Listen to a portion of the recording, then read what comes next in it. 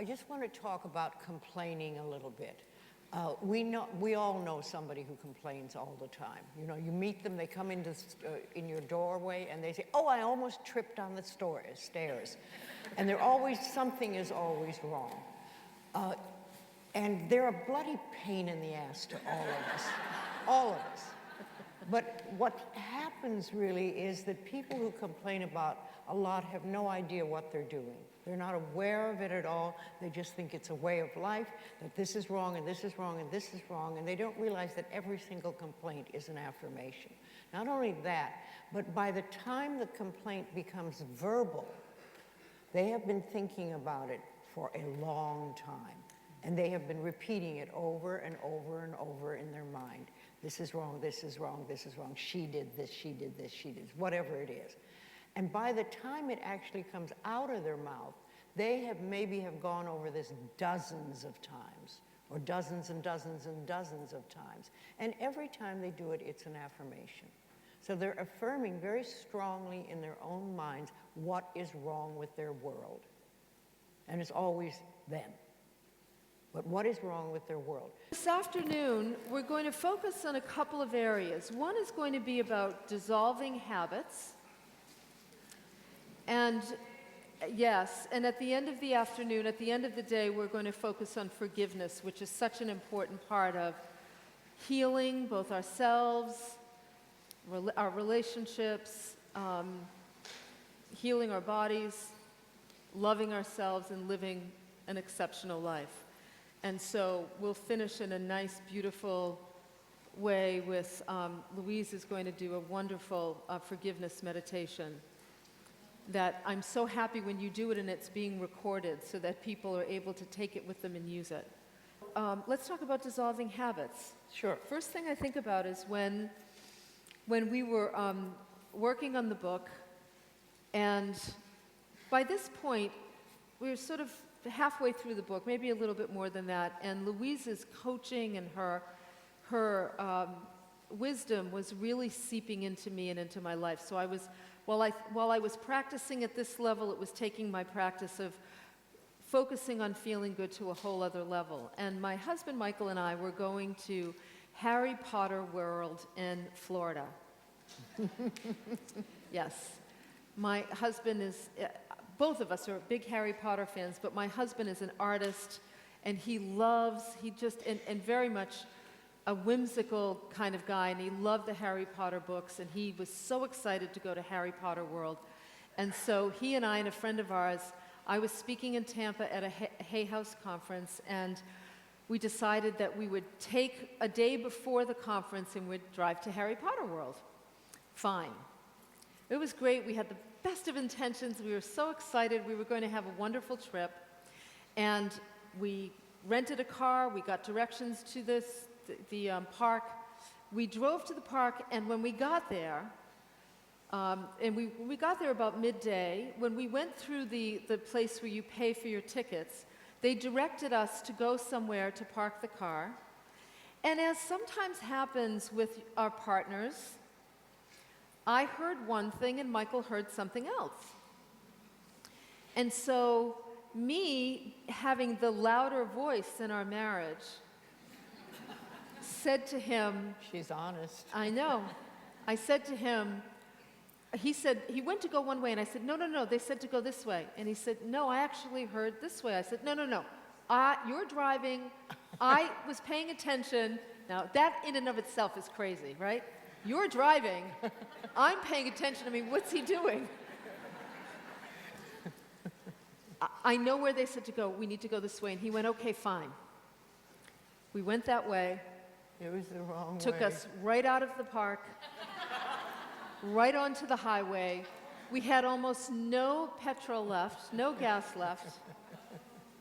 And now we were heading back the way we came with no, what do you call them, turnoffs? Exits, like no way to exit the highway at all. And I'm thinking to myself, oh shit. Oh shit. I'm thinking, how am I going to get out of this? So now the three of us are in the car and we're tense. Now remember, Michael and our friend Eileen really want to go to Harry Potter World. I'm happy to go, but I won't lose sleep if we don't go. But I'm happy to go. They really want to go. It's midday. We know the park closes at 5, and we're going down this highway. And rather than being the bigger, gracious gal and saying, I screwed up and I'm sorry, my ego grabs a hold. And I still laugh when I think about it. This was last year. I know, this was last year. This is so silly. I still laugh when I think about it. I could tell that Michael was angry. I could just tell he was really frustrated. You could feel it in the car. Clenching his teeth. Yes, clenching his teeth. And I said to him, you know, those directions aren't very clear when you come through. Oh, it gets better. It gets even better. I said the directions weren't very clear, and he says very calmly, they were clear to me. Something like that. And I said, so this is what, okay, I want you to know I feel bad for this now, and I have written about it in the book, so you can read this story and you'll see. But I said to him, well, then why didn't you speak up? Make him wrong. I Make know. him wrong. I don't think I put that part in the book. But I said, well, why didn't you speak up? And he's like, I did speak up. And I said to him, well, you didn't speak loud enough. So ridiculous. So now he just goes silent, which is the pattern in our relationship. And, you know, we've been together a long time, so now I know. He goes silent, and it used to be then I would just stay at him, trying to, you know, fix it and engage in this argument. But he goes silent, and we're driving down. Now, Eileen, our friend, is in the back seat, stone cold silent. She's no fool. I turned around to look at her, and she was like this. Because she loves us You both. weren't going to get any help. Not at all. No. No, I mean, she probably saw what was going on, too, and she just sat like this. And trust me, she's never quiet, like this. And then Louise Hay sort of crept in. And then Louise Hay crept in. Louise joined us in the car. That spiritual harlot that she is. And all of a sudden, I had this thought in my head. I had heard Louise say this many times, bring love to a situation, which was the last thing I wanted to do. But as Michael's driving along, and now I start to get anxious because really the tank is low, the fuel tank is low, and I reach over and I put my hand on top of his, and he doesn't move. He wasn't warm and inviting, let's just say, but he doesn't move his hand. And as we're driving, I now start to imagine a white light of love coming down through me, down through my arm, out my hand into him. And as we're driving, I keep focusing. Sending you love. I'm sending you love. I'm sending you love. Now, as I'm doing it in the beginning, my ego and I are battling a little bit. My ego's saying things like, don't send him love. He was wrong. He took the wrong turn. That's right. Honest confessions. Yes, I know. I go back to the practice. I'm sending you love. I'm sending you love. Wait a minute. He didn't speak up loud enough. I'm sending you love. I'm sending you love. He never speaks up. He lets me run the show, damn it, and then he blames me afterwards when I screw things up. Now I'm having this conversation with myself in my head. Sending him love, sending him love, sending him love. So I'm going back and forth, and I'm like, Cheryl, just keep sending him love. And I kept returning to the practice, regardless of the chatter in my head. And the ego was very strong voice, sending him love. And all of a sudden, in the most minute way, I felt his hand soften. And that's what I needed in that moment, evidence that a whole new way of being in the world was working. And it became suddenly easier to send him love. And the ego voice started to get a little quieter. It still popped up every now and then, but I could just much more easily send him love.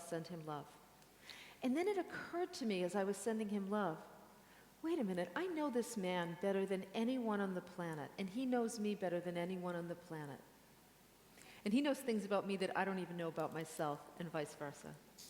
And I know that right now what this man is doing is beating himself up for not taking the right turn. I know him well enough to know that. that he's taking responsibility. So now I want to send him even more love, and I continue to do that.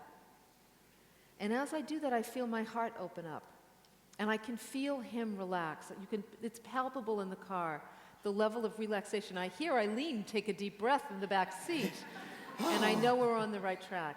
Because the energy is not only being transferred into Michael, but now the energy in the whole car is changing. And suddenly, an exit shows up on the right side of the road. Michael turns off. At the end of the exit is a gas station right there. We pull into the gas station, we get gas. Now, I'm not saying a word, but in my head I'm thinking, this is the evidence that Louise talks about. And we get our gas, we get back on the highway, we get to Harry Potter World, park the car as if nothing's happened, and we go to Harry Potter World and we have one heck of a time. Did they let you back in, or did you have to pay again? No, we had our receipt and we were able to get back in. And I had a funny feeling we weren't the only people that went right out of the park and came. I think that happens quite frequently. But it was such a powerful lesson. You know, one of the habits that I needed to dissolve was this habit of arguing with somebody in my mind, thinking that was going to get me anywhere. The habit of allowing the ego to step in any interaction with another person. Like, how many of you have had the experience of being in a disagreement with someone, and as you're disagreeing with them, you suddenly have the realization within your own mind that right now what you're really interested in is being right. You're not even interested in finding a solution. Has anyone ever had that kind of awareness? Yes. And then what happens is we have that awareness, but the ego, the personality part of us, can grab a hold so strongly, and before you know it, it's off and running, and it will convince you that doing something like stepping back and saying, you know, I'm really sorry. Right now, I realize I'm really focused on hurting you, not resolving this situation, and I'd like to stop and take a break. Instead of doing that, we hang in there as if beating up the other person in some way a little bit more is going to get us what we need. When you bring love to the situation, as I have learned so well, you dissolve the problem. It takes great courage and great maturity to choose love over being right or over arguing with someone in your head. It takes great love and maturity. The amazing thing is, as you practice it more and more and more, you'll discover it is the most powerful force of all. So the next time you're up against a challenge in a relationship, and you know, here's the thing to remember, and you might want to write this down. Where there is defensiveness, there is no communication. When there is defensiveness, there is no communication. The moment you feel yourself become defensive in an interaction with another human being, that other human being is now defended, and there will be no communication. You must turn to love at that moment. And love will dissolve the habit of wanting to be right, or the habit of just purely arguing. Some people have a habit of I don't know, quite frankly, how people stay in committed relationships in this world with the lack of experience we've had in communicating with each other effectively. Nobody teaches us that. Think about it. You throw two people into a home with their own thoughts, their own history, their own mishigas going on in their head, and suddenly we expect them to get along with someone else in a just wonderful way. It's kind of silly, don't you think? Do you want to add anything to that, my dear? Add a couple of kids, and you really got a mess. Yes. Yes. Because now you have one parent who was raised with certain parenting styles and another parent raised with different parenting styles, and we always meet the person who has the opposite style, right? And then the next thing you know, we're trying to co-parent in two completely different ways. Shakti Gawain, remember her? Mm-hmm. She wrote Living in the Light. I remember reading Living in the Light 20 years or so ago. No, more than that. More than that? She was before me. Was she? Like 25 years ago, yeah. And she talked about how all of our relationships are like spiritual partnerships. And when we recognize that what we can't be with in someone else is usually something that we can't be with within ourselves, or when we're with someone else who seems to behave in such an opposite way, it's often because they have something to teach us. Here's a great practical example. When I met my husband, actually even before my husband, I would always attract men who were very disorganized and messy, because I was very organized and neat. To the point where if we did eat dinner, the minute the last fork hit the plate, I was up clearing the table, washing the dishes, instead of sitting down and enjoying conversation with people, right? And this one man I was in a relationship with, I would come home and there would be, clutter all over the kitchen counters and things like that. And one day I realized, after reading Shakti's book and listening to her speak, wait a minute, maybe I'm a little too organized, and that's why I've attracted this disorganized partner into my life. Let me see him as a teacher and discover what he has to teach me. And I noticed that there were ways that he was just relaxed about life that I wasn't. And there were ways that he could sit at a table after enjoying a meal with people and continue to enjoy the conversation while I was industrious. And I started to relax my neatness and my organization. I started to leave things around the house. I white-knuckled it at first. It wasn't easy. It was difficult. But I would leave things around the house. And I would start to relax, and I would leave the dishes on the table, and guess what happened? He started to become more organized and neat. I'll never forget the day he said to me, Cheryl, why do you keep leaving your things on the kitchen table? And I thought, bing, it's working.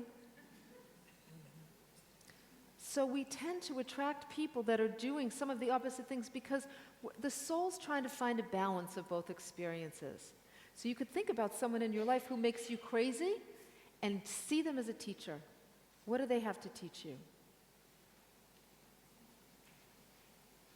Bring love to challenges. That's how you dissolve the habit of making a career out of being in challenges. And many of us do. I love what you say, Louise, about allowing others to be where they are. We were talking at one point about, so many people here, I'm sure, can identify with this. Many people will come up and say, how can I get my husband to read the book or do this work? Or how can I get my children or my coworkers? Just be an example. Do it yourself and being an example. Yes. Because when you make your changes, they'll want to know what's happened, what's going on. Yes. But as long as you push, nothing will happen. Because we all have our own time-space sequences. And for you, you may have dove in and it's this wonderful, wonderful experience you're discovering. And for the others, it may be this blank wall of gibberish. And you can't push it.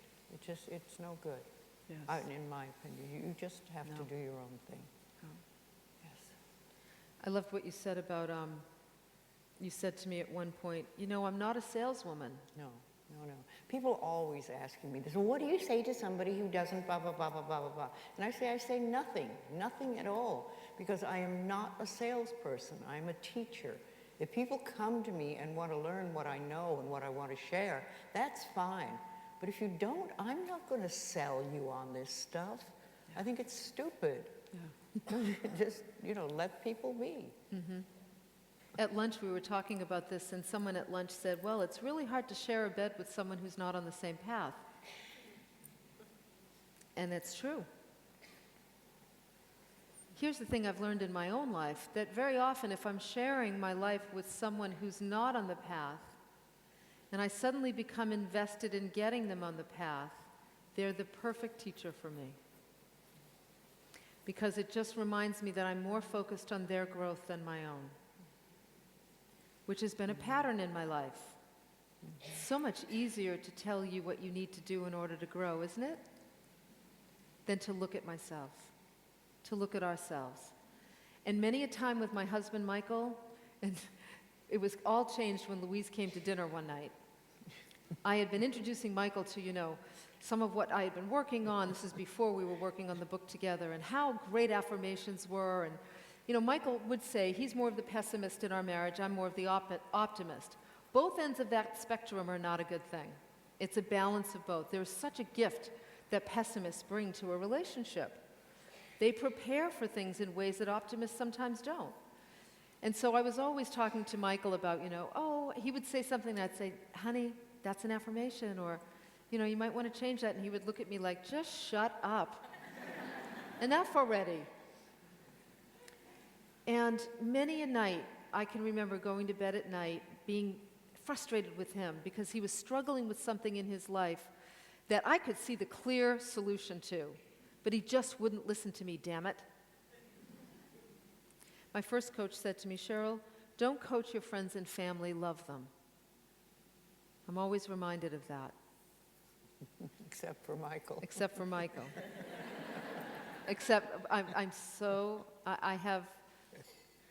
I'm still working on that lesson. That's the truth.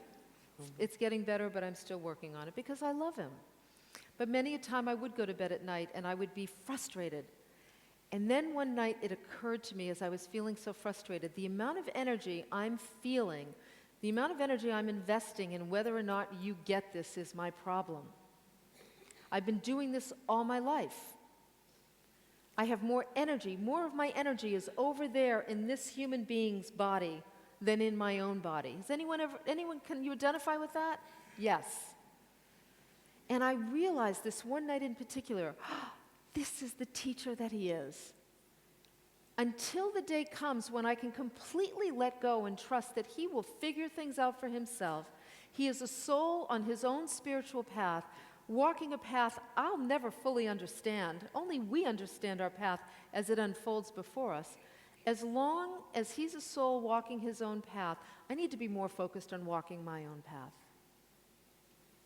And it made a huge difference. Things really opened up, and then Louise came to dinner one time. And I can't even remember what she said, but he said something, and she said something to him. I wish I could remember. I was too busy being awestruck. She said something to him, and he turned to her and said, my goodness, I've never thought of it that way. You're absolutely right. And from that day forward, he started saying things to me like, that's an affirmation. Who are you? Are you a walk-in? Did you just walk into my husband's body? Wait a minute. And really, something changed after that dinner. Life had a different plan, and it wasn't me.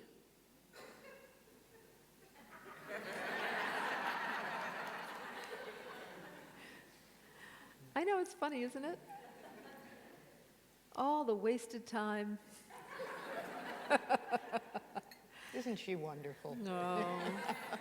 Thank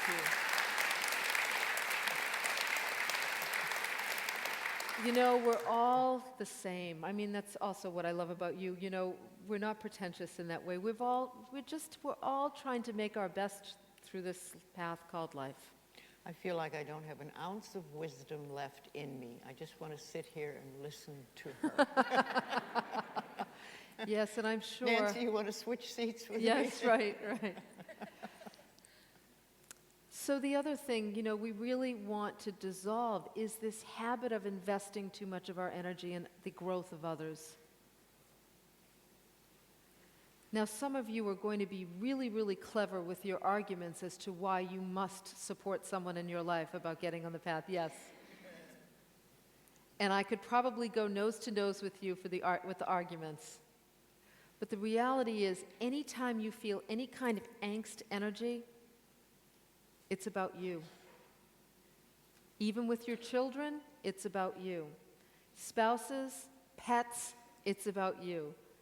Any angst we have about wanting to get somebody else to do something is just an indication that we need to look inside. And bring love to us. That night when I was laying in bed and I realized, Cheryl, you've got too much energy invested in him. Stop this. This is a pattern. This is a habit that needs to be dissolved. What I needed to do then was bring love to myself. Sweetheart, I would do this all the time. I do this all the time. I put my hand on my heart and I talk to myself in a very loving way. Sweetheart, you've been doing this for a long, long time now. Honey, you were raised to take care of other people and you're really, really good at it. But you know what? It's time to let that go. Let's focus on taking really, really good care of you. So what do you need right now in this moment to feel better? You don't need him to do anything, or you don't need her to do anything. What do you need to do for you to feel better in this moment? To feel unhooked from somebody else's drama. Some of us in this room, I know, really do make a career out of other people's drama. And you're chuckling right now. But really, some of us do that. So we need to bring love to ourselves, recognize, oh, the way that I dissolve this habit is to first just start to put my hand, just try that, just put your hand over your heart. As if you're a loving mother or loving father to yourself. And just imagine touching that sweet little child inside, whose behaviors were simply installed into your unconscious that tend to run our adult lives. Just love that part of you. And just say, I love you. I love every part of you. I love the places that still need to grow. Yeah, I love you even when you try too hard. Mm-hmm. I love you even when you make mistakes. Yeah. You're so important to me. And I will stay with you. And we will dissolve the habits together that no longer work.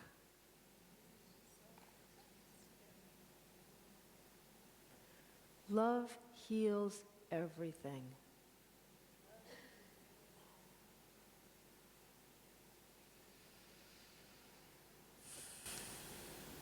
You notice Cheryl keeps talking about dissolving, not breaking. Because with breaking, you know, we have the image of pieces falling all over, that we trip over and things.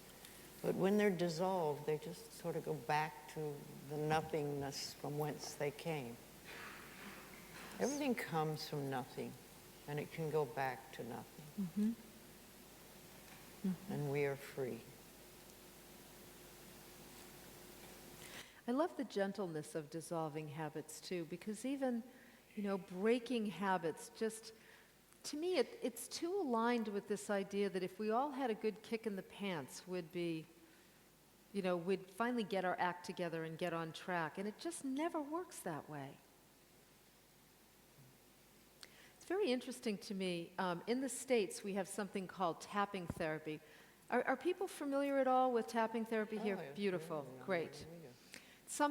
So tapping therapy is based on the body's meridian systems, the acupuncture. You know, acupuncture's been around for thousands of years. So there are points in the body now that when you tap, you can dissolve certain fears, phobias, addictions, things like that. I've been using tapping for many, many years, way before EFT was even. Roger Callahan was the man who started it many years ago, probably 15, 20 years ago. And what's interesting to me about the tapping, my husband is a therapist, and I've watched him use the tapping with people. And I have seen him take someone who I remember one time, and I'm going to get to the point, there's an important point here, but I need to set it up so you understand. I remember one time, he was working with a man who had a real fear of escalators, because as a young boy, he had fallen on an escalator. And probably all of the yelling and screaming around him really frightened him, so he just couldn't go on an escalator. And my husband was doing the tapping, and the interesting thing to me about the tapping, which is related to what I'm talking about here in terms of loving oneself, the basic setup phrase for the tapping process is, so if we use the escalator, even though I am terrified of escalators, I deeply and profoundly love myself anyway. So it could even be something like, even though I'm addicted to chocolate and I can't stop eating it, I deeply and profoundly love myself anyway. Even though I'm terrified of snakes I deeply and profoundly love myself anyway. You can take anything that you're terrified of, for example, and you can tap on it. So I watched Michael deal with this man who had this fear of escalators, and within 15 minutes, it was completely dissolved. Completely Did you dissolved. have an escalator to test it? Oh, he tests everything. Yes. He didn't have an escalator in that room, but the man that evening went to a mall with his wife and got on an escalator. Now, I do remember him one time in our old house, he treated the editor of a magazine for a profound fear of heights. And in our home, we had these stairs that went up like this, and we had a balcony with a point that came out over the downstairs, so you were really, looking down. So he treated her for fear of heights. Now, prior to treating her, she could only get up about 4 or 5 steps and look over the balcony and would have to come back down. And he treated her, and probably about 20 minutes later, she'd get up to the top of the steps and look down, feel a little uncomfortable, come back down, tap her a little bit more, and at the end, she went right to the balcony and stood over and said, "I can't find my fear of heights," which is a common thing that people will say with tapping. It's like a door closes in the brain. I remember one time I was tapping a friend of mine in a hotel room who was smoking. She was the mother of 2 children. She had smoked, she was a closet smoker, didn't want anybody to know. And she said to me, "Is there anything you can do to help me quit smoking?" And I said, "Well, let's try the tapping." And when I was tapping her, this is the interesting point that I'm getting to. When I was tapping her, I said to her, "Okay, repeat after me. Even though I smoke, I deeply and profoundly accept myself." She said, "I can't say that." I said, "Why?" She said, "Because I don't accept myself. I'm a mother of 2 children. I shouldn't be smoking." Which to me was a clue as to why she was smoking, and the habit was really deeply ingrained in her. So I said to her, "I need you to just humor me. Like, let's just play a little game. Just breathe and repeat. Even though I'm a mother who sets an example for her children and I smoke, I love and accept myself anyway." And she did it. And we continued with the tapping. Even though I smoke and I'm really embarrassed about it, even though I smoke and I'm ashamed that I'm a parent setting a bad example, whatever it was around the problem, kept tapping her. And sure enough, by the time we finished, her smoking addiction was gone. And I saw her a year later, still hadn't smoked. Now, smoking is something with tapping, it can treat it 80% of the time, but here's the interesting thing. Doctors now who are studying, they're actually studying the effects of tapping on the body's physiology. They're tapping, for example, you can take blood from a human being and see that the blood work, that what do you call them? Blood cells are all disorganized and clearly not okay, and tap somebody and take their blood again and see that they're all organized and beautifully colored. So we know that it affects the physical body. What they're discovering is the key to healing with the tapping, as well as the key to ending the terror, the addiction, the phobia, whatever it might be, is self-acceptance with the problem. That it literally changes physiology. So if you think about it, let's say you have a fear of public speaking. Most people will say to me, "I don't want to feel nervous when I get up on stage. I'm angry that I have this fear. I just want it to be gone," right? Haven't most of you felt that way about something you just want it to be gone? The desire for it to just be gone, the inability to accept oneself energetically is actually what's holding these things in place. And what they're now discovering is there are certain illnesses that are being healed using the tapping, because what it's doing is energetically allowing you to love and accept the part of you, even if whatever it is that's going on doesn't ever change. And I think that that's very exciting, not only for us emotionally, but physically, because, energy medicine is here, and it is, I believe, the healing of the future. I really do. Yes. And at some point, we'll probably discover that tapping even is a very, just a very rudimentary form of using that to heal. But it's what we've got now, and it works beautifully. And if you want to learn more about that, because a lot of people do, you can go to websites like thetappingsolution.com. The gentleman that runs that website is now going to be doing a book with Hay House, which will be great, an What's his interactive name? book. Nick Ortner. Oh, yes. Yes. Yes, okay. So thetappingsolution.com, I would encourage you. They've got a a DVD that demonstrates the tapping and talks. They're using it, works beautifully with trauma, with people who come back from war, trauma victims. But I tell you all of that because energetically it is powerful to build a relationship with that young part of you that you don't want to be with, or the part of you that does things you don't want to be doing. And we all have those parts, right? We dissolve our ability to love and accept ourselves as we are, allows us to dissolve some pretty powerful blocks. You want to do a demonstration? Do you want me to? Sure. All right. Okay, so want to do a little tapping exercise? Be kind of interesting, right? Okay, so let's do this. Just put everything down on the floor. Okay, so here's what I want you to do. I want you to think about something you would like to dissolve. I'll give you some examples again. It could be a fear of public speaking. It could be a fear of snakes. It might be cravings that you have for chocolate. It could be any kind of physical related issue you might have. It could be any anxiety that you have. I remember one time tapping a woman who suffered from panic attacks in the bathroom of a restaurant, and within 5 minutes her panic attack stopped and she didn't have another one, which just tells you it's interesting what goes on energetically in the body. So whatever it is you might want to dissolve, just choose something. Take a moment to choose something right now.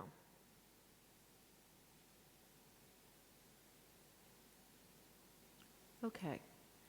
Now when you have something, don't worry. We're going to tap, so we're going to move beyond this place, but here's what I want you to do. I want you to imagine, I want you to choose the thing. So let's say, for example, if I chose a fear of snakes. I'm going to close my eyes and I'm going to imagine, I'm going to bring that snake to me so that I can increase my anxiety level about it. Or if you chose an addiction to chocolate, I would imagine a beautiful piece of chocolate in front of me so that I just wanted to take a bite. We're going to just bring that situation into our energy field because then we're going to tap it out. But I want to be able to measure. So I want you to close your eyes. And based on what you've chosen, I want you to attempt to just feel the feelings you have when you're engaged in whatever it is you've chosen, whether it's a fear, a phobia. You know, if it's a fear of public speaking, imagine I'm about to call you up on stage.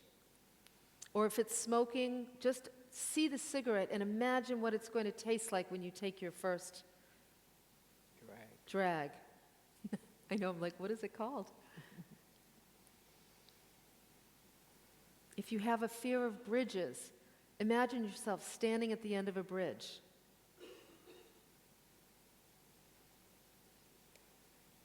About to walk across.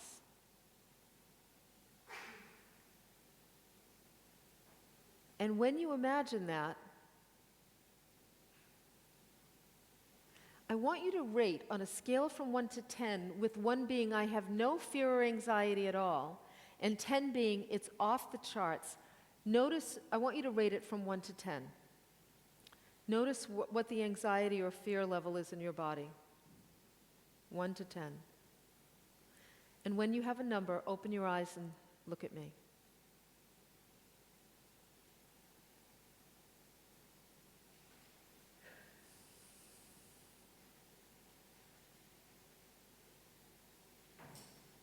Okay.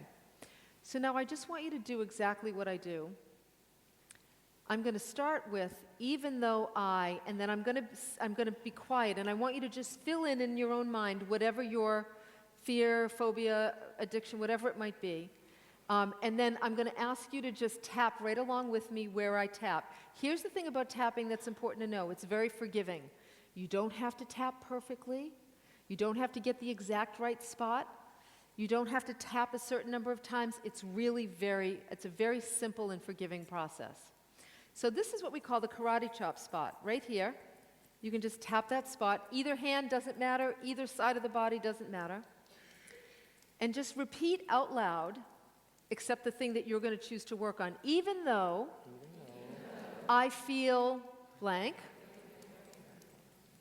I deeply and profoundly accept myself. Deeply and profoundly accept myself. Even though I feel frightened of, I deeply and profoundly accept myself. Even though I feel really nervous about, I deeply and profoundly accept myself.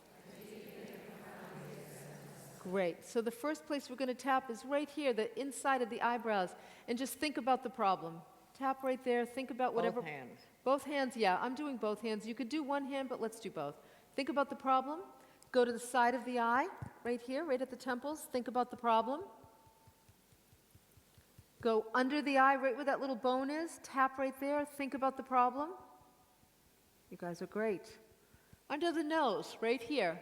Think about the problem. Right under the nose. Yeah, good. Chin. Think about the problem. Collarbone. So right where your collarbone is, just like this. Just think about the problem. And then under the arm, if you have a bra, it would be right where the bra strap is. If not, right under the arm here. Think about the problem. Either side is fine. Think about the problem. And then last spot, right up here. Tap your head. Close your eyes and think about the problem. Just imagine it in your energy field. And then stop, take a breath.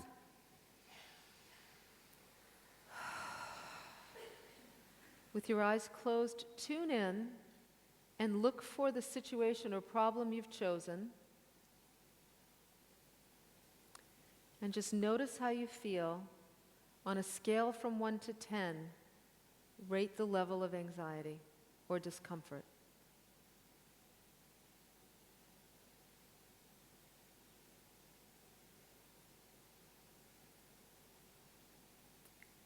And when you have a number, open your eyes.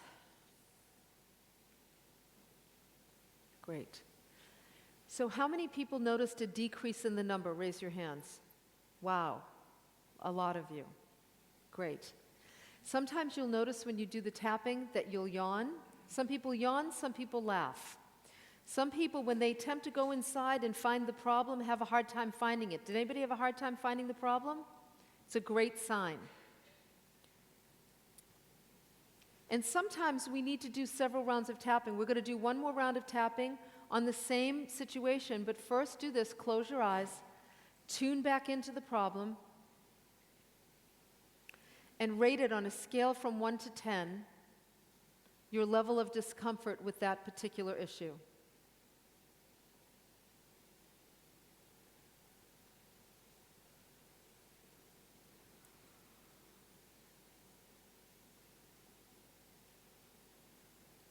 And when you're ready, open your eyes. And again, we'll go to the karate chop spot once you have your number. Even though I deeply and profoundly accept myself. Even though I hate feeling, I deeply and profoundly accept myself. Even though I don't like feeling, I deeply and profoundly accept myself. Great. Right up here to the inner eyebrows, think about the problem. Beautiful. Right here, side of the eye. Say to yourself, the problem's gone. Say it out loud. Problem's gone. Under the eye? No, it isn't. Good. Under the nose? Yes, it is. It's all gone. Chin? I don't think so. Collarbone? The problem is dissolved. Under the arm? I love myself. Top of the head? Think about the problem. And then close your eyes, take a breath.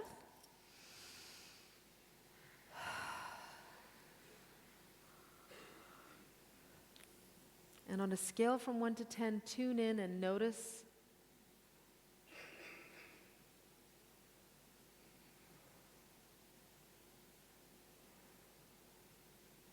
And And when you have a number from 1 to 10, open your eyes. Great. So how many feel like the number went down even further? Raise your hands. Wow, even more people. Great. Anybody feel like they got to 0? How cool is that, huh? So I'm glad that you asked me to demonstrate it. You all can do that. If you go to thetappingsolution.com, you'll see the points. It can be more complicated, it can be simple. Sometimes I find simple tapping is really the best. And some people who have, very old fears or very old wounds that want to be healed, the beauty of the tapping is you don't have to go back and revisit the details of trauma. You allow the body to speak through the tapping and bring up what needs to be brought up so that you can just tap it away. And sometimes people need extra time because there are layers that will get revealed. It's interesting. I've done tapping before where I'll be working on an issue, and all of a sudden I'll have a memory of something come out of nowhere. And what we've learned is that memory is related to the original cause of the problem. So we just tap on that, and sometimes it goes away completely. So you can use that. It's beautiful to use tapping at night. If you can't sleep, you can literally just go like this. Even though I'm afraid I'll never fall asleep, I love myself anyway. Even though I don't feel tired and I have to go to sleep, I love and accept myself anyway. And it will actually calm the body down and help you to relax. And sometimes put you right to sleep. Okay. Little digression, but interesting, right? Yes. Very good, very good. Very, very fun. Okay. What I was going to talk about. Yes. Yes. Yes. So what happens is the universe responds to that by giving them more things to complain about. And it just goes on and on and on. So it's again a thing of bringing awareness to what you're thinking and how you're looking at life and being willing to let that go. Because complaining will never heal anything, ever. Worrying will never fix anything, ever. It's impossible because all you're doing is strengthening the complaining or strengthening the worrying. So again, I go back to mirrors, loving yourself, being willing to see the good side of life, realizing that complaining just doesn't do you any good except makes you miserable, and being willing to dissolve that. It's only a habit, it's only a thought, and a thought can be changed. It's only a thought, and a thought can be changed. So, again, when you're about to complain about something, a good one is just all is well. It's okay. All is well. All is well. It's okay. It's okay. It's not a big deal. It's all is well.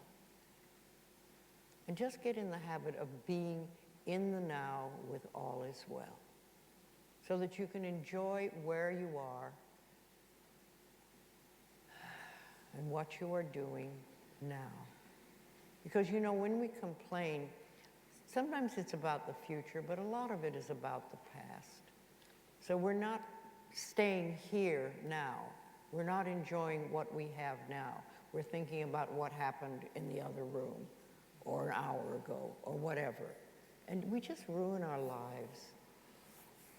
And wasn't it a joy when people who complained stop it? Yes. So I just wanted to give some thought to that. And I want to add to that you also want to catch yourself when you get pulled into the complaining and you start dancing with the person. If you visit CherylRichardson.com, which is my website, I write a newsletter every week that's very much about just a life question or a story from my life a teaching story with a piece of homework for the week, simple little ways that you can change your life. And I'm always on Facebook. I'm the only one on my Facebook page, facebook.com/Cheryl Richardson. I love Facebook. I'm so glad I took typing in high school for 3 years. I type 100 words a minute so that I'm happy to communicate with people. I give resources. Sometimes I do Facebook coaching. I'll be sitting in my living room and I'll just say, hey everybody, I'm sitting in my living room, I have a half hour. Post a comment, post a question, and I'll respond. It's fun. Oh, see, you never know when you're going to catch Yes. her. I love that. And we have here coachfederation.org. The International Coach Federation is the largest independent professional association for coaching.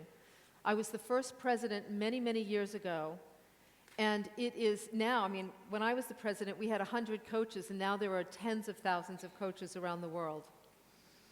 And it is the most credible place to find a good coach, because I would want a coach who's been trained and who's involved in getting certified.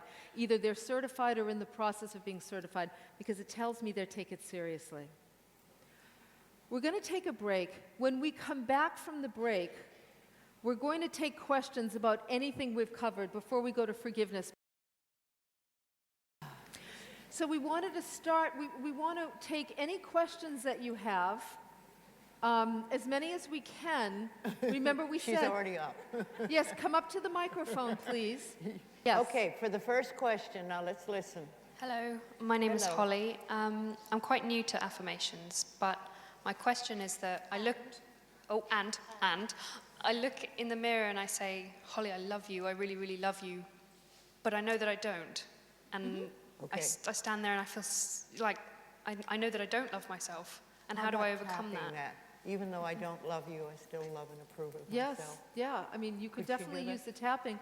But I think, you know, what Louise and I have seen over time is it's very common for people to first look into the mirror and not believe it.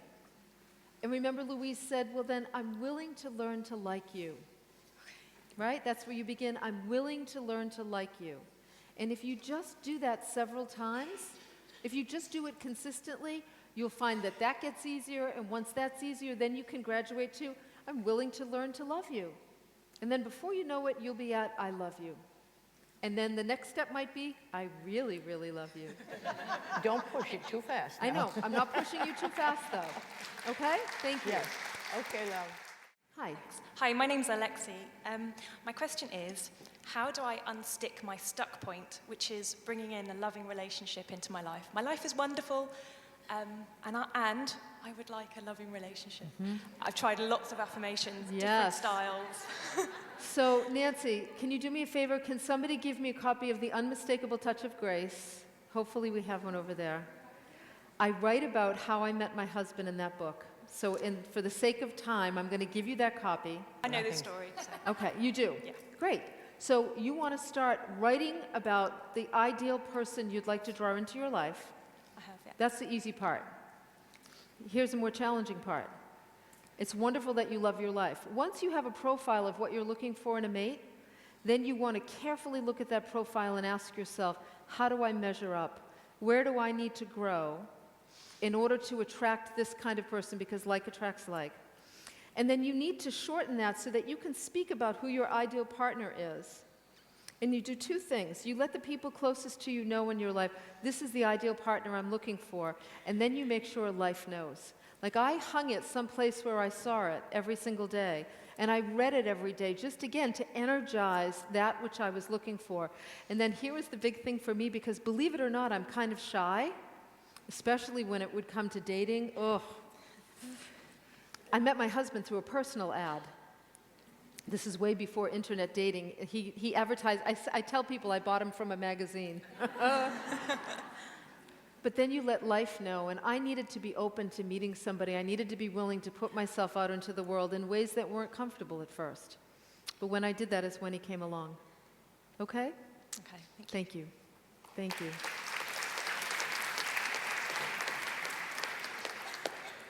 Hi. Hi.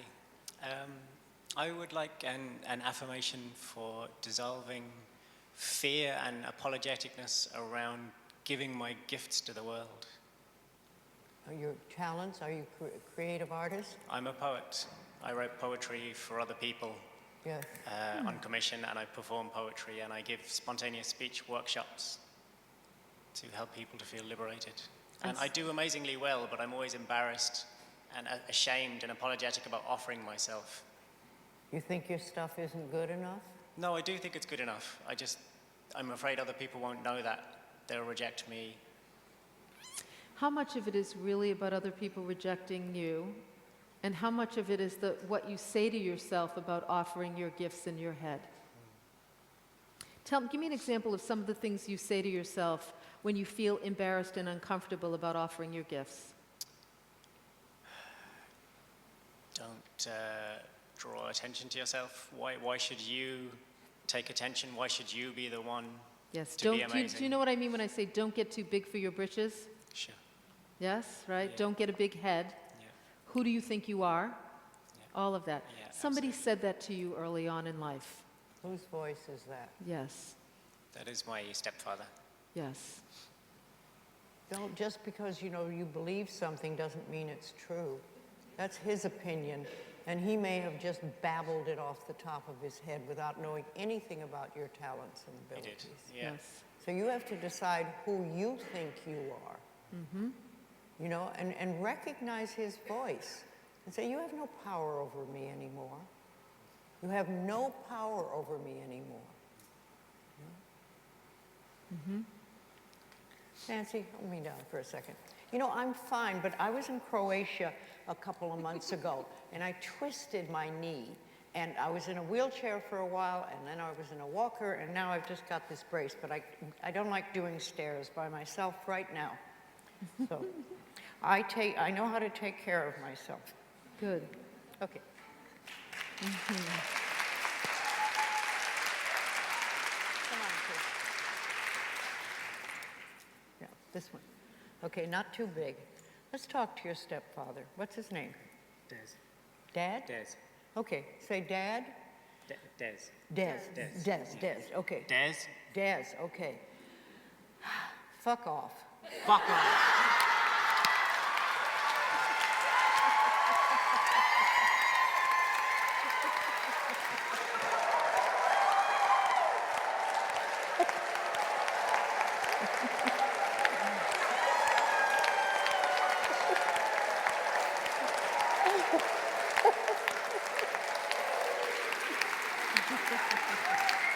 Doesn't that feel great? Yeah. Okay. Your opinion of me means nothing. Your opinion of me means nothing. I love who I am, I love who I am, and I respect my talents and abilities. and I respect my talents And and abilities. abilities. Life loves me. Life loves me. Keep breathing. I freely expose my talents and abilities to the world, I freely expose my talents and abilities to the world, and I allow the world to love and accept me. and I allow the world to love and accept me. What's your name? Dave. Dave. Dave, I love you. Dave, I love you. I really love you. I really love you. And I set you free from other people's opinions. And I set you free from other people's opinions. I love you, Dave. I love you, Dave.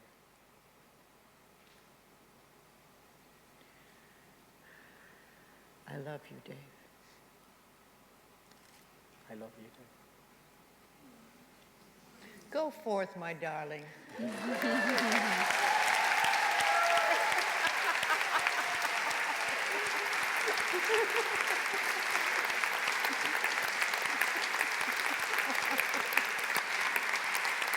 Yeah, all right.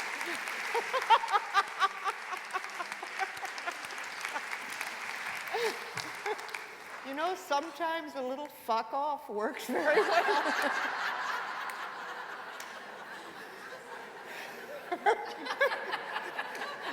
There are some very large eyes in this audience. At 85, you can do anything. Hi, my name's Katie. I'm sorry, I'm really anxious. My question follows on from what the two ladies were saying yesterday about dealing with an unloving mother. About 8 years ago, I cut all contact with my mum because of how she treated me consistently, and because of that, I had to cut contact with every single member of my family. it was the best decision I've ever made, but it was hard. And in those 8 years, I've come such a long way. I'm a completely different person. Sorry. But whenever I come up against an obstacle or a barrier, or if I've had a bad day, I always come back to the same thing, which is, if my own mum and my own dad and my stepdad, they don't love me. They don't want me. How can anyone else ever love me? Because your parents are supposed to love you no matter what. So I just really want to move past that.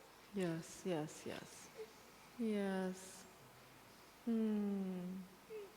Such a profound question, you know?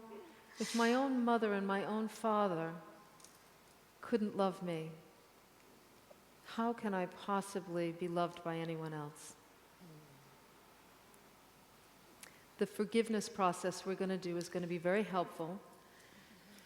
And I would contend that it wasn't a choice. You know, when I think about the parents who weren't able to, quote, love their children, first of all, I knew they couldn't love themselves. And when you go back to the history of parents who weren't able to be there for their children, what you find are really painful childhoods that they experienced too.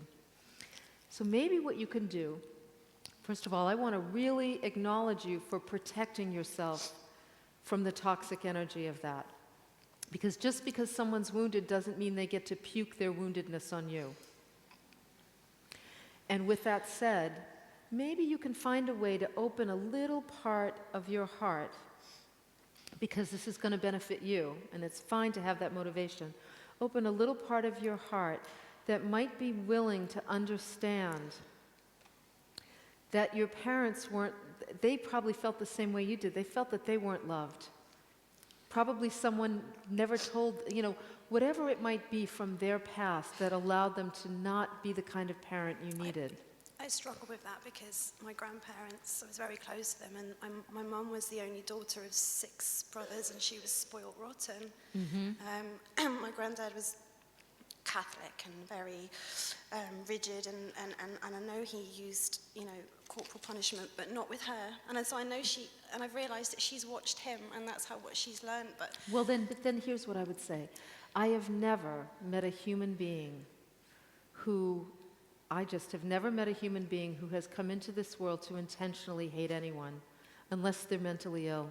And when they're mentally ill, it's usually because they had a horrific childhood. So while we might not understand the circumstances, in order to help begin to set yourself free and to really get how lovable you are, you need to practice everything we've spoken about here this weekend. I do. You're not trying, you're doing it. I Yes. do, Yes. You may be the first person in your family to break through. Yes. Sorry, what was that? Yeah. I think I am. I mean, I have 2 beautiful babies and a husband, and I feel so blessed because it's all I've ever dreamt of. And having children, they always said to me, when you have children, you'll understand how hard it is to be a mum, and you'll understand. My mum used to say, when you have children, you'll understand. And now that I have had children, I don't understand because I love them so much that I can't comprehend how. You can think in your mind and say, that may be true for you, but it's not true for me.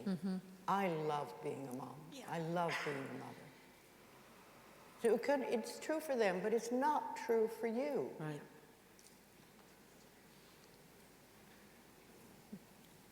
Yes. And you will not treat your children the way you were treated. They're so happy. And you know what? It is incomprehensible that 2 human beings can make a child and not love it. It's just incomprehensible. It's incomprehensible to imagine that a parent wouldn't give a child what they needed, but it happens all the time. And so how can we embrace that incomprehensible situation and live our lives? I mean, obviously you're loved by your husband, you're loved by your children. I'm sure you know you're loved by your children. Yeah, absolutely. It's just, I close myself off from everybody else. It's like that's safe.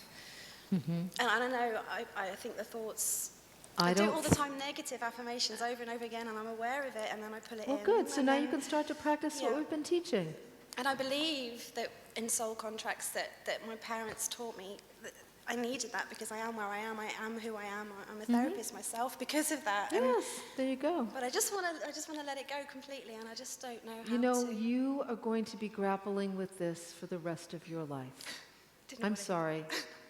I hate to be the deliverer of that news. But you know, we grow and evolve, and when we go through challenges in life, very often we regress. Yeah. The difference is, if you're awake and aware and you're growing, that regressed period gets shorter and Less, shorter and yeah, shorter. yeah. You know what I mean? Yeah, definitely. So in those moments when you regress, you grow yourself back up. I love you, sweetheart. I know you didn't feel loved by them, but you will feel loved by me. And that I know you can do. It's just that sometimes the pain of what was is really hard to be with, and you want it all to go away. But instead, put your arm around it and let it teach you how to love yourself more before anyone else, even before your children. Your children need you to learn to love yourself even more. All right? Thank you. Okay. Yes. Hello, my question is about addictions. I'm a recovering drug addict, and I have worn the label myself and from other people's perceptions of having an addictive personality for many years of my adult life. And I'm asking for some advice on actions and affirmations of how I can shake that perception off, because if I continue with that thought, that's how I am, I'm just going to bringing in addictions all Well, my what would be a time. better thing to say to yourself at this point, given where you are? What would be what, sorry? What would be a better thing to say to yourself than, I'm an addict for life? I'm free Good. of addictions, of my addictive, of the, I don't know. I don't How know, I'm about very I- cautious about how I word it. Yes, I understand that. How about, you don't have to worry about whether or not you label yourself an addict for now. Let's not worry about that. But how about, I can trust myself to take extraordinarily good care of myself. I trust myself. Even that affirmation alone, I trust myself. Yeah. I trust my life. I trust myself that I can make new decisions, positive decisions. I for trust you've already made are you sober? Yeah. You've already 2.5 made new years. decisions. How long? 2.5 years. Okay, look at you.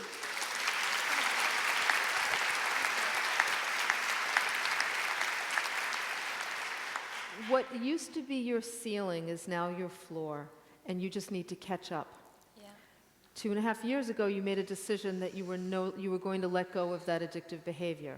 But it manifests itself in new addictive behaviors still. So I'm free of drugs, but I'm not free of other addictive stuff. And I want to Okay. break that cycle so much. Good. Then what did you do to get sober in the first place? Took myself away from all the associations and And the what bad kind of things. support did you get? Did you go to a 12-step meeting? No. Did you go I to... had drug support with the community drugs workers. And Okay, and did you mainly go to did it. therapy or any kind of drug counseling? Yeah, weekly, but Great. one-to-one, yeah, it was helpful. Then if you find that there's another level of addiction that concerns you, reach out and ask for help. Don't try to manage that alone. You probably learned early on, trying to manage it alone. I'm very scared of trying the 12 steps. I think I've got a block, I don't know why, but Just try it. yeah, Just try it. What have you got to lose? Except maybe some anxiety. yeah, plenty of that. Yeah. Okay, All so right. can you give me an affirmation, just a short, I brief? trust myself to do what I need to do to stay healthy and strong. Okay, thank you very much. You're very welcome. Thank you.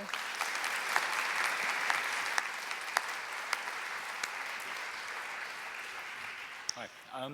I wanted to know if you make a distinction between denial and a positive affirmation.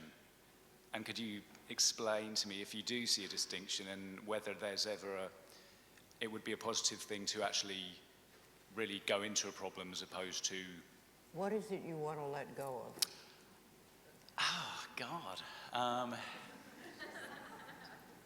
One thing that comes to mind, muddle and confusion in my life. Okay, so you want to think clearly. That's what you Yes, want. yeah. Okay. You want to think clearly about all situations. Yes. Yes. What else do you want? I want, aside from that, Yeah. In I addition want to. my job to develop in a specific way. Yeah. What is the job that you I work for a production company, and I started out doing some presenting and writing, but at the moment I'm doing more producing, and I'd like to do more writing You're in and the presenting. creative field. Yes, yeah. Yes, okay. And you want to expand that. Yeah. All right. So what do you think's stopping you? Muddled thinking? No, I don't Okay. know. No. What is stopping me? I don't know. I don't really know. Some kind of fear. Okay.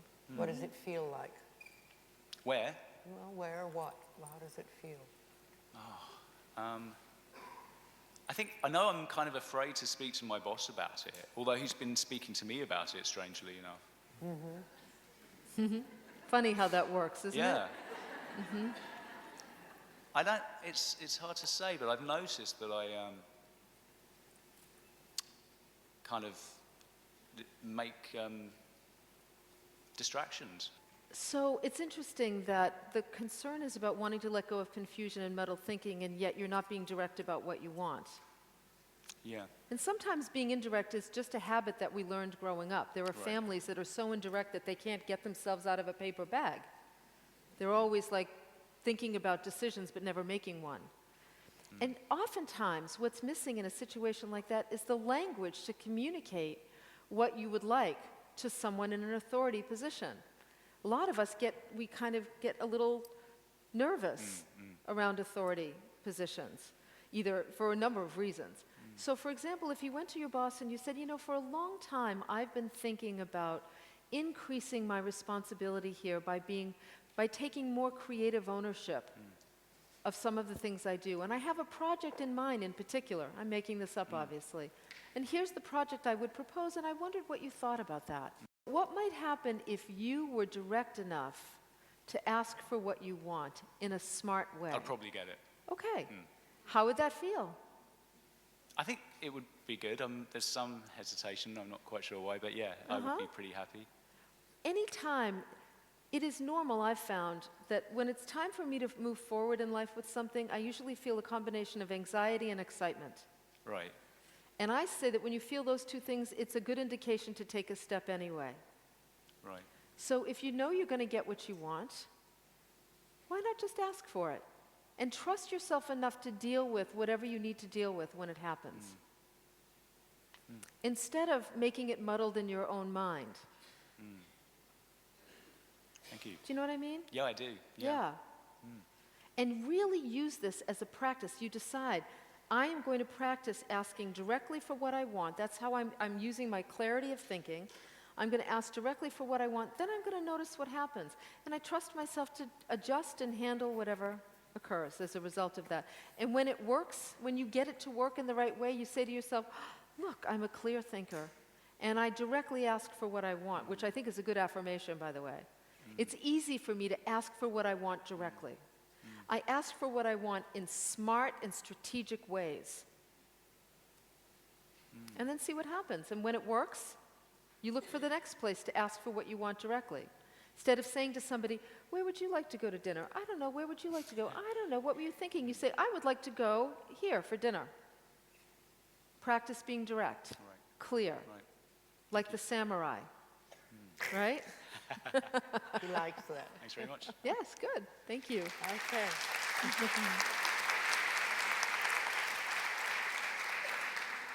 Hello. My name's Jim. Hi, Jim. I'm interested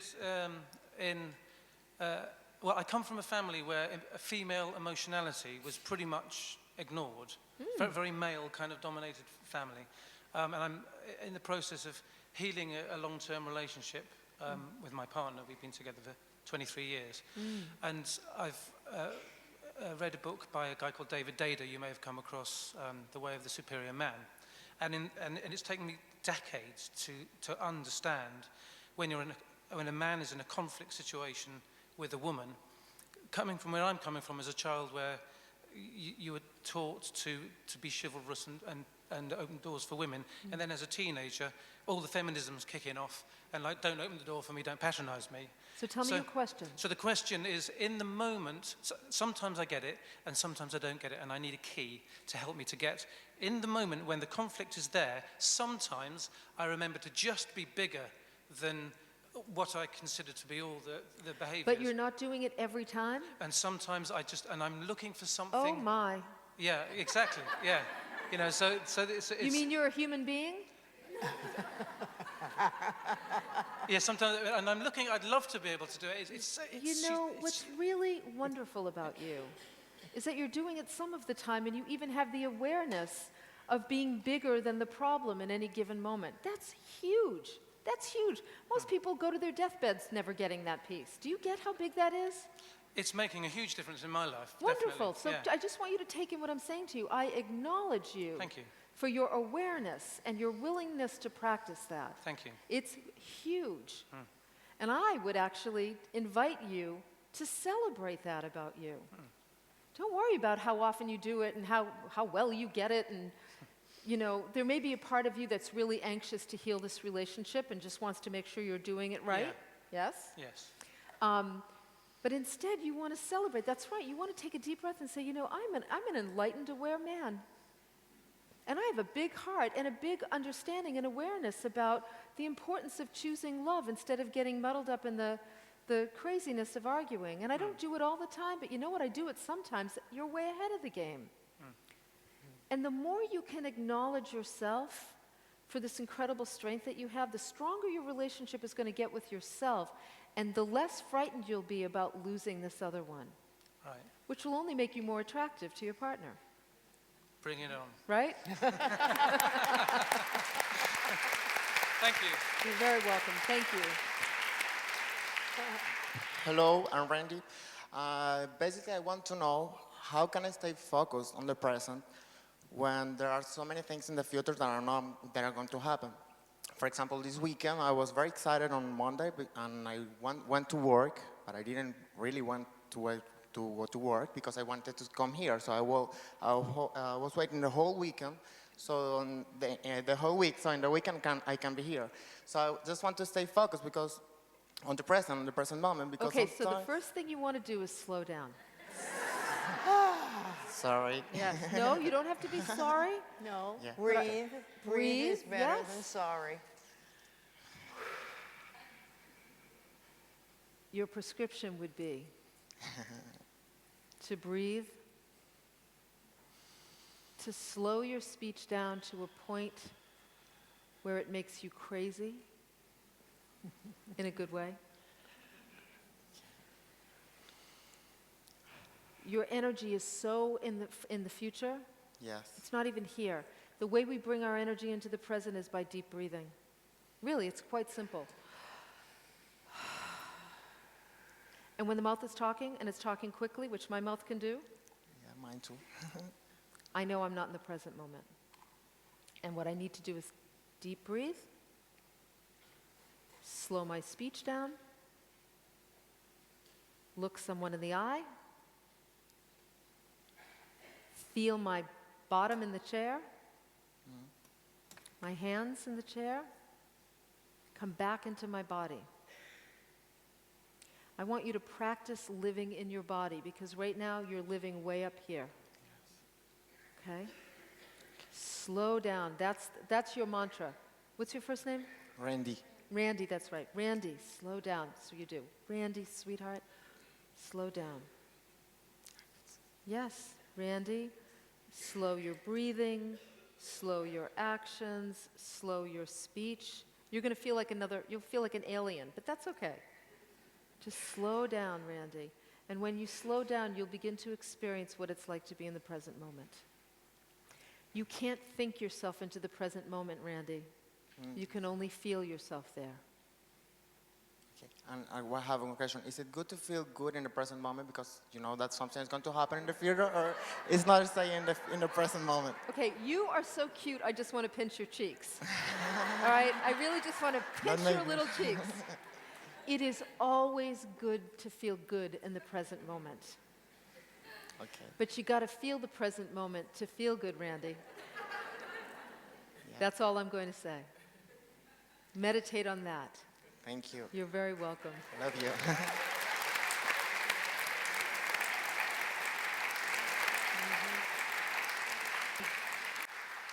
Hi, I'm struggling with the issue of saying all is well when things aren't well and you have to address stuff that isn't working. So that feeling of conflict between saying all is well, I love my this and this, when you Yes, actually but we have to didn't deal with say all is well and ignore your life. it. Right, Say all is well and address the things that aren't working. right, yeah. Yeah. So You're- when I'm you're facing a court planting case, You're planting seeds for the future, you know, and they need to be nurtured. You put them in the ground, you water them with love, and you repeat it. You repeat your affirmations, and the soil is abundant, and you allow them to grow. But they don't grow in 1 minute. no. You know, a seed in the ground, you put a tomato seed in the ground, you don't have a tomato tomorrow.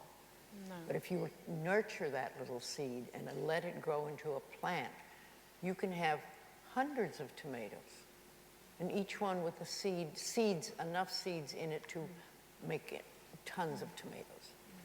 So what you're doing is planting seeds with this. Right. You're not denying what is happening. Yeah. So how can you nurture the situation? How can you make it better? Contribute to making it better in addition to your words. Yeah. And the context is partly addressing wrong in the past, standing up in court and saying, no, this isn't right. And having to stand up, it's negative, but it's true. And that's exactly, we're not saying to ignore the problems in your life. I mean, if somebody were yelling at me in this room right now, I wouldn't just sit here going, all is well, all is well. I would say, stop. It's not okay to speak to me that way, and I'd like you to stop. And if you can't, I'm going to leave. So you're planting the seeds, like Louise is saying, while you're also taking steps to take care of yourself in present day. Okay. All right? Thank you. Great.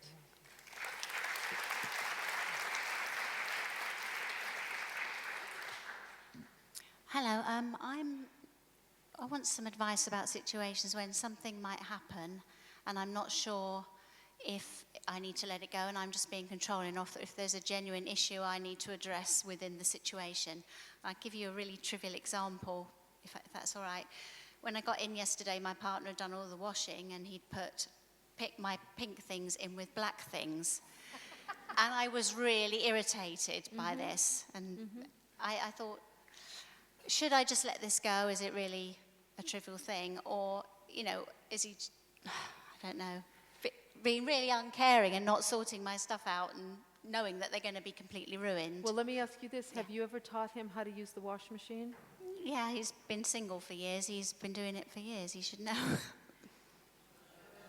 He doesn't think it's important to sort them. He said, oh, it doesn't really matter, but it does to me. But I'm not sure if I'm just being trivial or if I need to say something and how I can do that. Well, first of all, without being irritated. This is like that beautiful situation like Michael and I in the car on our way to Harry Potter, right? What I've learned is that all men want to be heroes. They especially want to be heroes to the people they love. And I have learned, biting my teeth sometimes, that when Michael does something for me that isn't the way I wish it was done, the first thing I say is thank you. And if my buttons have been pushed, if I'm upset about something, and look, if he washed my pink and black things together, I wouldn't be very happy either. But the first question I'd be asking myself is, did I ever teach him how to use the washer? Because you can't, he lived single for a long time. If Michael were here, he'd say to you, I lived by myself for a long time before I met Cheryl, and I still don't quite know how to do laundry because I never really cared. And if his white shirt turned blue, he wore the blue shirt. Right? Yeah. So I would say thank you, I would walk away, and I would process my frustration with somebody safe that wasn't him. And then I might come back to him at some point and say to him, thank you very much for the intention to wash my laundry. I appreciate that so much. And what I realize is it would be helpful for me to just show you the way I like it done so that we don't have any mishaps with the colors. Now, if this is an ongoing conversation, if you've had a fight before about him mixing the clothes up, then I would be looking at other issues, like is it a passive-aggressive, but you haven't. No. Okay. No. So I would just simply say to him, at a time, you want to pick a time when you're not all upset about it, and you start with, thank you very much. I really appreciate that your intention was to do my laundry. And I realized I was never clear with you about the ways to do some of my clothes that are probably different than your clothes. And I'm wondering if you might be interested in hearing about it. Now, see, she's really pissed at me right now because because what she really wants to say to him is, you put my pinks in with my blacks. How could you be so foolish? You've lived alone before. You should know better. Thinking about the amount of time I would need to be away from it to cool down, to come back and say in a loving way, would you like me to show you? And you do. You need to be, but you know, this is the responsibility we have in our relationships to not let our buttons, to not let when our buttons pushed hurt the people who matter. Yes. That's extremely important. It's a grown-up skill that it all takes time to learn.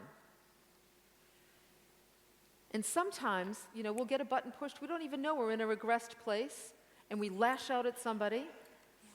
That's never going to help the relationship. When there's criticism, there's never safety. When there's acknowledgement and appreciation, there's always more safety.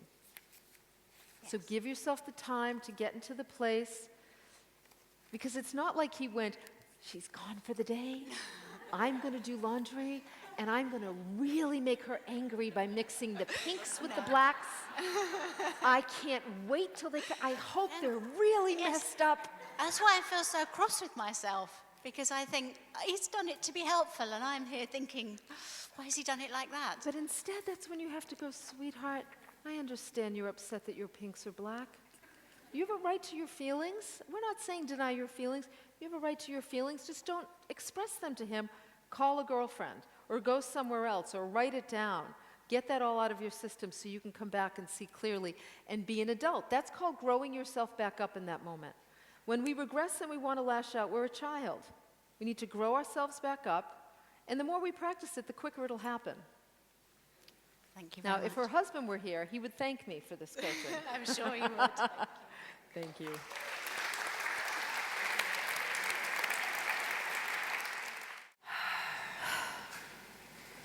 Love heals. Love is all there is, really. But many of us have a problem getting to love because the doors to our heart are closed because we haven't forgiven. And usually we don't forgive because we don't understand. But being in a state of non-forgiveness is like sitting in a prison of self-righteous resentment that keeps the doors closed. And we cannot access the love in our own hearts. So I have a little guided meditation I'd like to do for you. You might just think about who it is you need to forgive. And it's always the person you really don't want to. Breathe in. Breathe out. And know that you are far more than just your body. You are pure consciousness. You are a divine, magnificent expression of life. You are one with all of life.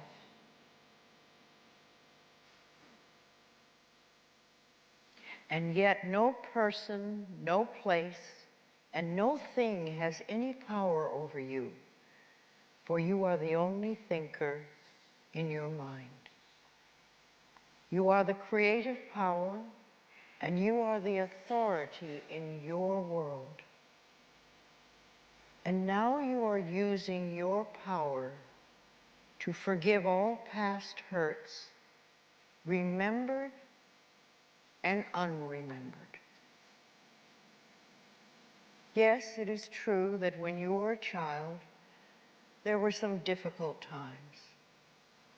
Times when you felt lonely, unwanted, and unloved. Perhaps you were rejected, or abandoned, or even abused or humiliated. Yes, I know there were some terrible times.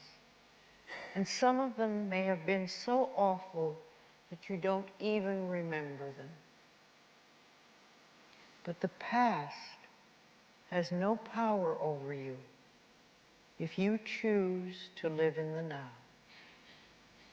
The point of power is in this present moment. And each moment is a new beginning. And this moment is a new beginning for you, right here and right now. So let's take the painful past, all of it, and wrap it up in a pink cloud of divine love.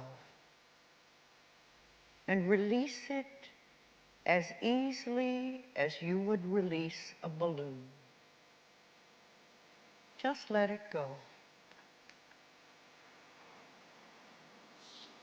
We affirm that you are now totally free of all past hurts. You are not your mother, nor her fears. You are not your father, nor his beliefs. You are not any of the relatives, nor their opinions. You are not the teachers at school, nor their rigidity. And you are certainly not the limitations of your early religious upbringing. You are yourself, a divine, magnificent expression of life. You are unique and special and wonderful, one of a kind. Since time began on this planet, there has never been another person like you, and there never will be. Therefore, there is no competition and no comparison. You have your own unique talents and abilities and your own special way of expressing them. You are worthy of your own love and your own self-acceptance. Not because of what you have done, but just because you exist. We now order your subconscious mind to release any and all negative beliefs that are limiting you or harming you in any way. They must leave you now. It does not matter if we know exactly what they are or not. It doesn't matter how long these negative beliefs have been there. Now, in this moment, we order them wiped out, erased, eliminated, neutralized, and released. We affirm that you are willing to let go and be free. And it is safe for you to do this. We affirm a willingness within you to release the mental causes, the mental patterns in your consciousness that are creating any negative conditions in your life now. We allow them to disappear, to fade away, to dissolve back into the nothingness from whence they came. And we affirm you are willing to forgive and to dissolve all the resentments you may be carrying. And one of the ways to release the walls of resentment that keep you imprisoned is to really understand where the other person is coming from. To go behind their behavior and feel what is going on inside of them. How much do you really know about your parents' childhood? What was it really like for them to be very little? What were their fears and terrors? When you can truly understand this, then there is no need for forgiveness, because old instances just dissolve in the light of understanding and compassion. The little child inside you that you have been scolding for so long wants to hear that you love it. It wants to feel safe so that it can get well and stay well. When you were a little child, what you wanted more than anything else was for the people around you to love and accept you exactly as you were. And you were still looking for that approval. But now the only person who can give it to you is yourself. Other people's approval has no meaning if you don't give it to yourself first. I would like you to visualize yourself as a little child of 5 or 6 and look deeply into those little child's eyes. And you will see the longing that is there. And realize there is only one thing this little child wants from you, and that is love. So reach out your arms and embrace this child. Hold it with love and tenderness. And tell it how much you love it, how much you care. Tell the child how beautiful it is, and how bright and clever you think it is. Admire everything about this child, and say that it's okay to make mistakes while learning, and say that you will always be there for it, no matter what happens. Now let this little child get very small, until it is just the size to fit into your heart. And put it there, so that whenever you look down, you can see this little face looking up at you, and you can give it lots of love. Now visualize your mother as a little girl of 4 or 5, frightened and looking for love, and not knowing where to find it. Reach out your arms and hold this little girl, and let her know how much you love her, how much you care.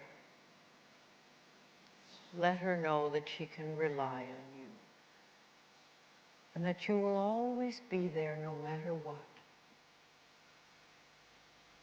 And when she quiets down and begins to feel safe, let her get very small, just the size to fit into your heart. And put her there with your own little child. And let them give each other lots of love. Now visualize your father as a little boy of 3 or 4, frightened, crying, and looking for love. See the tears rolling down his little face as he doesn't know where to turn. You have become good at comforting frightened little children. So reach out your arms and hold his trembling little body. Comfort him. Croon to him. Let him feel how much you love him. Let him feel that you will always be there for him. When his tears are dried and you feel the love and peace in his little body, let him get very small, just the size to fit into your heart. Put him there so that those 3 little children can give each other lots of love, and you can love them all. There is so much love in your heart that you could heal the entire planet. But just for now, let us use this love to heal you. Feel the warmth beginning to glow in your heart center, a softness, a gentleness. And let this feeling begin to change the way you think and talk about yourself. Allow the love from your own heart to flow throughout your body, through all the veins and arteries, down to the tiniest little capillaries, bathing and soaking and soothing and healing every cell in your body. And let this love from your overflowing heart bring joy to every part of your body, so that all the cells are joyful as they go about their work of keeping you healthy. Let us use the love from your own overflowing heart to wipe out any and all old resentment and hurt and bitterness that may be lingering in you. It is impossible to really love until we have forgiven. If there is any pain or discomfort anywhere in your body, let this love surround it and dissolve it, so that your body is free to heal itself.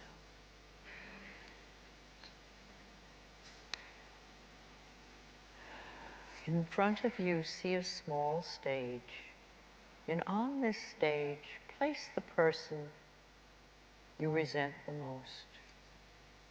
It could be past or present, living or dead. And when you see this person clearly, forgive them and say to them, I forgive you for not being the way I wanted you to be. I forgive you and I set you free. And then begin to see good things happening to them. Things that would be meaningful to them. See them smiling and happy as you allow them to fade away. And now notice a prison door opening before you. And feel chains and shackles drop away from you as you walk out into the sunshine of life. They are free, and now you are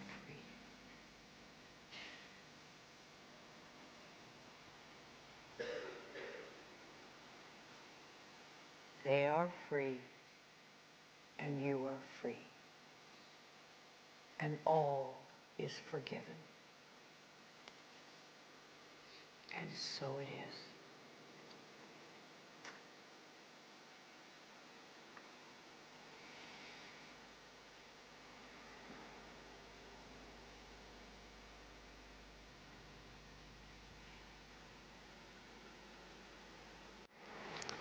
We've had a wonderful 2 days together. Yes, we have.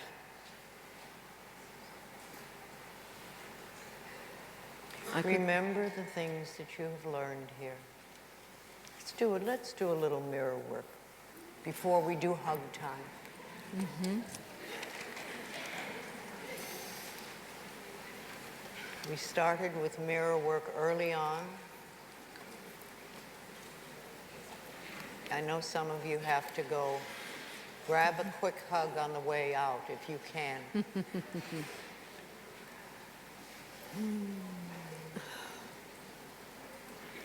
I love you. I love you. I really, really love you. I really, really love you. So much more than when we first walked in. So much more than when we first walked in.